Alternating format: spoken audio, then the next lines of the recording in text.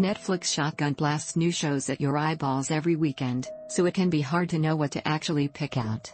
And for many, I would not imagine a Korean show with a weird-sounding title like Squid Game is going to stand out for many people.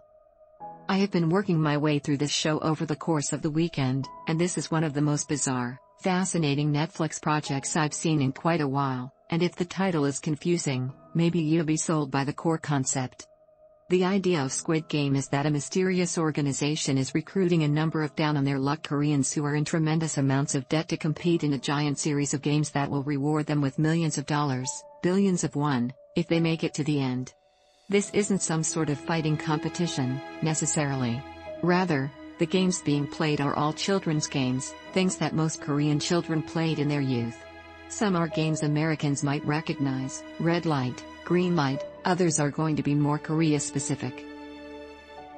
In many ways, this feels like a big-budget, fictionalized adaptation of Takeshi's Castle, the famously goofy Japanese competition series where players try to make it through colorful obstacle courses without falling in mud or water or something. Or for me, it reminded me of Fall Guys, the more recent spin on the Battle Royale genre where you go through a series of elimination games to try and claim a final prize. But with a lot more murder. That's the catch. These children's games all have deadly consequences if you lose. And they are unspeakably brutal. 450-plus players start, but at the end of Game 1, red light green light, players who failed to stop moving on red lights have all been executed by sniper rifle fire. Later, a tug-of-war match takes place on a platform 100 feet in the air. The losers go splat.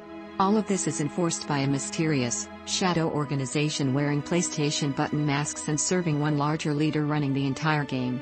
We don't really have any idea what the purpose of all this is, but the drama is fascinating to watch unfold as players form alliances, betray one another or even vote to leave, which is possible, but with everyone so desperate for cash, they always opt to keep going in the end.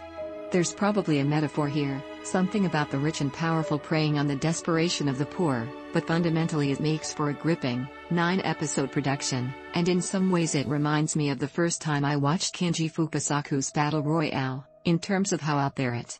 Follow me on Twitter, YouTube, Facebook and Instagram.